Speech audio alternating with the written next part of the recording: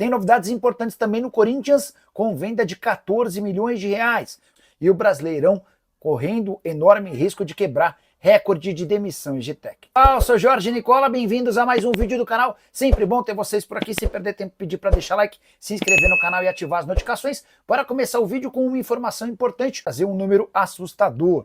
Campeonato Brasileiro de 2025 se credencia a estabelecer um novo recorde de trocas ou demissões de técnicos na história do futebol nacional. Já são 5 trocas em 6 rodadas. É importante lembrar que o recorde pertence ao Campeonato Brasileiro de 2010, com 30 trocas em 38 rodadas. A gente tem uma média próxima a um técnico demitido por rodada.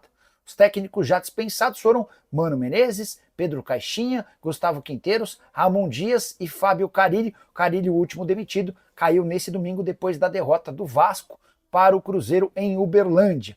Só a título de comparação, e esse número é assustador. Na temporada passada, na Premier League, o campeonato inglês teve apenas 3 trocas de técnico. Na atual edição do futebol inglês, foram 7 trocas, ou seja, em apenas 6 rodadas a gente já tem um número próximo ao que a Premier League trocou em toda a atual temporada, restando poucos jogos para o campeonato inglês terminar.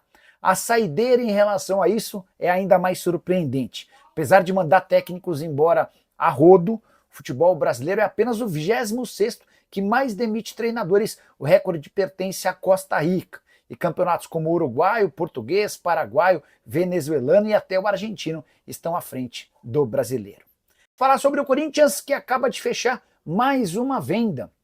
Vocês lembram de Guilherme Biro, lateral esquerdo que era tratado como grande promessa na base, não conseguiu vingar no profissional e foi emprestado para o Sharjah. Pois bem, o time lá dos Emirados acaba de fechar a compra do atleta por 2,5 milhões de dólares ou 14 milhões e 200 mil reais, valor que equivale a 50% dos direitos econômicos. Com a lembrança de que o Corinthians já havia recebido 1 milhão e 600 mil reais pelo empréstimo. Não é um dinheiro que vai salvar as contas do Corinthians, mas dá para contar que 14 milhões de reais depositados de uma vez certamente ajudam com o fluxo de caixa muito complicado depois de todas as dificuldades financeiras pelas quais passam o Corinthians. Mais informações do Timão. Nessa segunda-feira, o Corinthians anunciou de forma oficial a chegada de Dorival Júnior, que inclusive já comandou o primeiro treino e estreia na quarta-feira contra o Novo Horizontino, fora de casa pela Copa do Brasil.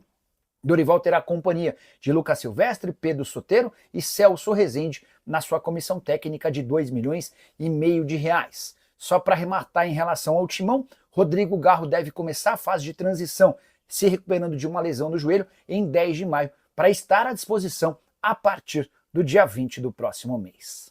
Dentro de campo, que Dorival Júnior chegou, vestiu já o agasalho, assinou o contrato, né, ao lado do próprio presidente Augusto Melo, do Fabinho Soldado, foi para campo, comandou o treinamento com os reservas e vai estrear na quarta-feira diante do Novo Horizontino fora de casa pela Copa do Brasil, jogo de ida.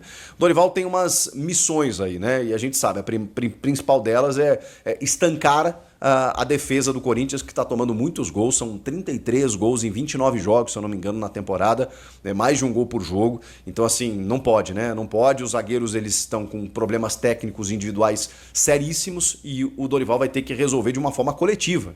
De que forma ele vai fazer isso? A gente vai aguardar. Eu já fiz algumas ilações aqui, né, algumas conjecturas, imaginando que ele vai baixar o Ranieri um pouco mais entre os zagueiros, vai tentar dar uma proteção maior, porque, cara, tem que estancar. Não tem como contratar agora, tem que esperar metade do ano. Então, para você atacar esse problema, tem que ser de alguma forma. Mas confira aí as primeiras palavras de Dorival Júnior como técnico do Corinthians, falando diretamente para a fiel torcida. Um momento importante na minha carreira. Eu espero poder deixar aí um legado dentro de um trabalho que já vem acontecendo.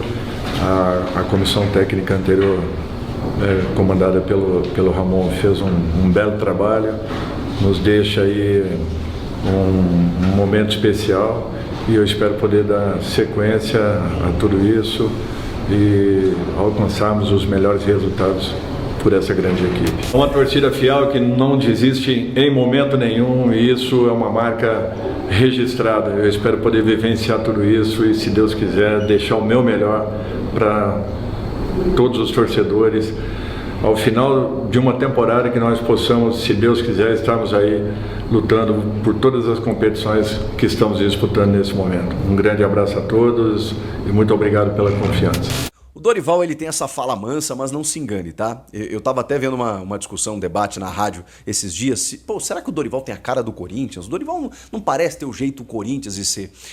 O Tite, gente, que é o maior técnico da história desse clube, sofreu com esse tipo de coisa também, né? Ele teve 2 passagens antes da terceira, que foi a mais vencedora. Não, perdão, né? Ele teve uma passagem antes da mais vencedora.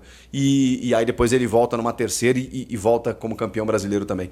Mas o Tite, ele tinha a tal da titibilidade, né? O jeito de falar mais acadêmico nas entrevistas. A galera no começo torcia o nariz também, né? O Tite não tem muito jeito Corinthians. Até que o Tite, né? É nóis, mano, a favela venceu e tal. O Tite começou a falar palavrão também, ser mais um pouco enérgico na beira do gramado, fala muito pro Filipão, aquela coisa toda. Então assim, o Tite também mudou o seu comportamento através do dia a dia do clube, né? E o Dorival, ele é um cara mais low profile, assim. Mas, cara, é aquela coisa, né? O que dita se o técnico tem a cara do time ou não são os resultados, né? É a maneira como ele trabalha. E eu já falei aqui pra vocês, já fiz vários vídeos falando sobre como o Dorival reinventou um São Paulo com medidas táticas inventivas interessantes do time. Não é um cara só que usa aquela fama do feijão com arroz ou do tipo não vou atrapalhar. Não, ele tem interferências diretas.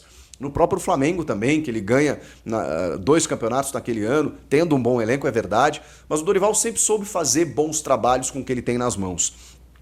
E ele teve bons elencos, especialmente o do Flamengo, mas no São Paulo, cara, é um elenco que dá pra rivalizar com o elenco atual do Corinthians. E ele conseguiu transformar aquele São Paulo num time campeão da Copa do Brasil, batendo o Palmeiras, o Corinthians e o Flamengo.